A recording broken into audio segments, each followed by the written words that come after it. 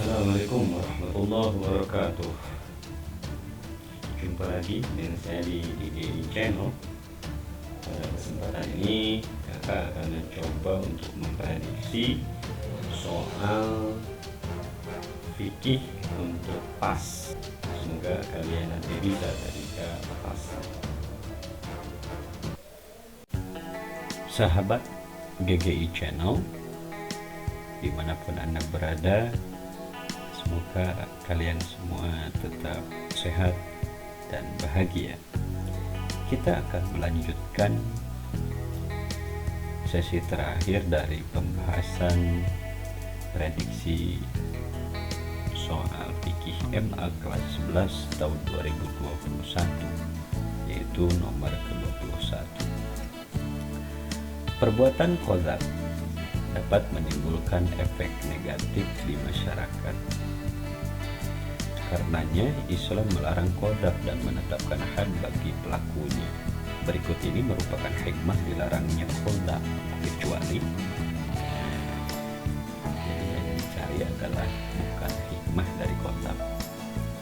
A. Menjaga kehormatan diri. Betul. B. Agar penuduh merasa jerah. Oke, karena ada sanksi qadzaf, dia jadi jerah. C. Menjaga keharmonisan pergaulan antara sesama anggota masyarakat. Betul, ini juga hikmah dari qadzaf. D. Memelihara dan menjaga keturunan dengan baik. Nah, ini kakak melihat opsi D ini seperti hikmah dari pernikahan. Jadi kecualinya ini D. Selanjutnya nomor 22, fulan yang sangat memiliki sikap iri dengan temannya, dengan sengaja menuduh temannya yang baik-baik telah melakukan zina. Had yang didapat fulan, nah, di sini adalah had dari qadzaf.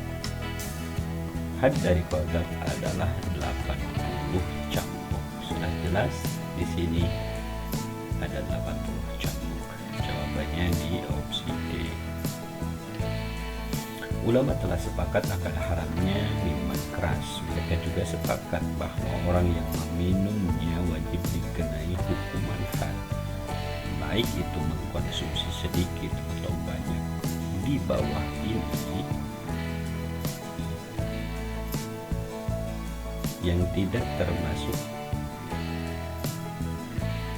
dalam hikmah larangan minuman keras, berarti kecualinya juga ini yang tidak termasuk ya. Masyarakat terhindar dari kejahatan. Oke, betul, ini termasuk hikmahnya. Biasanya orang yang melakukan kejahatan itu ingatannya hilang. B. Menjaga kesehatan jasmani dan rohani. Betul, minuman keras merusak jasmani dan rohani.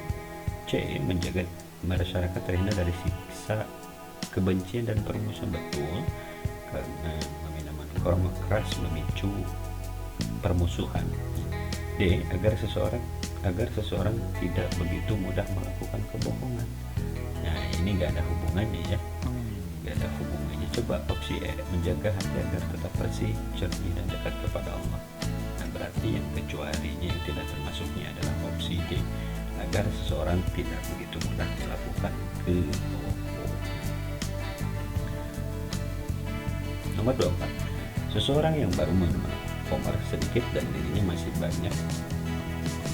masih dalam keadaan sadar setelah meminum, maka hukum hadnya menurut jumhur ulama, hukum had meminum khamar, ulama sepakat di berapa? Dijilid atau dicambuk 80. Hukum nomor 25, hukum meminum khamar adalah haram. Jelas ya, bagi siapa saja yang meminumnya walaupun hanya sedikit. Dalil nakli yang sesuai dengan pernyataan tersebut apa? Nah, yang harus digarisbawahi adalah walaupun hanya sedikit kita cari. Nah, supaya memudahkan, tinggal kita cari kata sedikit. Bahasa Arabnya adalah qalilun, ya, sedikit. Apa? Qalilun. Kita cari Apakah ada khalil di sini? Di opsi A nggak ada. Apakah di opsi B ada? Nah, ma'askaro kathiruhu faqaliluhu haram. Nah, ada kata khalil. Jadi jawaban dalil naqli yang sesuai dengan pernyataan di atas adalah B. Nomor 26. Jika praktik pencurian telah memenuhi syarat-syarat had, maka pelakunya wajib dikenakan had mencuri secara umum, yaitu potong tangan. Adapun teknis pelaksanaan had pencurian yang lebih detail dijelaskan dalam hadis Rasulullah SAW sebagai berikut. An Abi Hurairah radhiyallahu anhu anna Nabi sallallahu alaihi wasallam qala fis-sariqi in sariqa faqtaw yadahu, potonglah tangannya, faqtaw yadahu, potonglah tangannya, thumma in sariqa faqtaw rijlahu, dan apabila dia mencuri lagi, potonglah kakinya, in sariqa faqtaw yadahu, bila ketiga kalinya dia memotong, bila ketiga kali dia memotong mencuri, maka potong tangannya lagi, in sariqa faqtaw rijlahu, dan apabila yang keempat kalinya dia mencuri lagi, potong lagi kakinya. Hadis riwayat Imam Syafi'i. Menurut Imam Malik dan Imam Syafi'i yang bersandarkan kepada hadis di atas, bagaimana hukuman bagi seorang yang sudah mencuri sebanyak 3 kali titik. Lihat tadi, pertama tangan, yang kedua kaki, yang ketiga tangan lagi. Berarti maksudnya begini, pertama tangan kanan, kedua kaki kiri, ketiga tangan kiri, keempat kaki kanan disilang, berarti adalah tangan kiri. Jawabannya adalah B. 7. Perhatikan ketentuan-ketentuan di bawah ini. Kesaksian dari 2 orang saksi yang adil dan merdeka dilakukan tanpa paksaan, sumpah dari penuduh, ya. Pengakuan dari pelaku pencurian. Pencuri memiliki andil kepemilikan, yang termasuk ketentuan pembuktian praktek pencurian. Nah, jadi ini adalah syarat-syarat untuk pembuktian praktek pencurian. Itu ada 3 ya. 1. Kesaksian dari 2 orang saksi yang adil dan merdeka. Ada tidak? Ada. Oke, berarti ada di apa? Nomor 1. Yang kedua, pengakuan dari pelaku pencurian itu sendiri. Pengakuan. Berarti di opsi di poin ke 4. Berarti di poin 1. Yang ketiga, sumpah dari penuduh.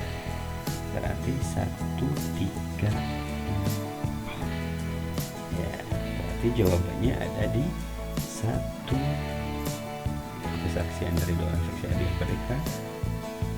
3. Sumpah dari penuduh. Dan 4. Pengakuan dari pelaku. 1, 3, 4. Cek. Nomor 28. Di bawah ini merupakan perbuatan mencuri yang dikenai had, kecuali. Ini kecualinya ya. Kecualinya berarti yang di bawah nisab dari had mencuri. Seorang karyawan mengambil uang milik perusahaan sebanyak 5 juta. Oh, jelas itu kena sanksi. Seseorang mengambil beberapa barang di supervisi secara sembunyi-sembunyi yang dikreditasi sebanyak kurang dari 2 juta. Ini kurang dari 2 juta. C. Seorang ayah mengambil uang anaknya sebesar 10 juta tanpa seizin. K. Ini karena yang ngambil adalah orang tuanya. Seorang yang mengambil emas di toko emas seberat 4 gram emas tanpa sepengetahuan penjual. Seseorang yang mengambil belang dari pengemis seberat 3 gram yang dia simpan di dalam tasnya tanpa sepengetahuan penjual.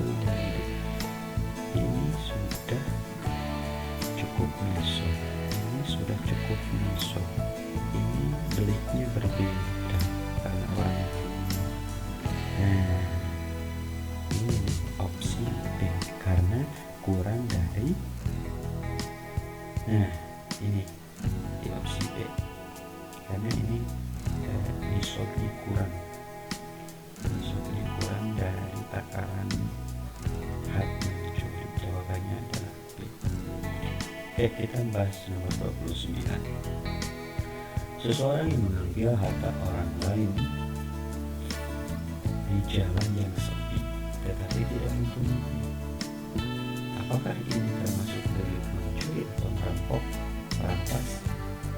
Ini tersinyalir dia merampas atau merampok tetapi tidak membunuhnya.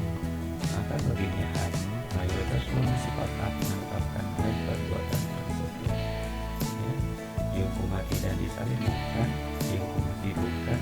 Nah ini, jadi sanksi ini bagi yang merampok dengan paksa ada kekerasan, walaupun dia tidak membunuh, maka dia harus dipotong tangan dan kaki secara bersilang. Itu berarti tangan kanan, kaki kiri. Jawabannya C. Terakhir, penyamun dan perampok merupakan istilah yang digunakan untuk pemakaian mengambil harta orang lain dengan cara kekerasan atau ancaman tindakan yang kadang-kadang disertai dengan pembunuhan terhadap korban. Perbedaan kedua hal tersebut pada apa? A. Waktu kejadian, barang yang diambil, tempat kejadian, orang yang diambil hartanya, atau caranya. Semua opsi A, D itu ya antara mencuri, merampok, itu akan terikat dengan waktu, barang, tempat, orang yang diambil hartanya. Tapi yang membedakan adalah caranya. Berarti jawabannya nomor 30 adalah caranya. Alhamdulillah, prediksi soal pas kelas 11 2021 tuntas. Mudah-mudahan nanti bisa PG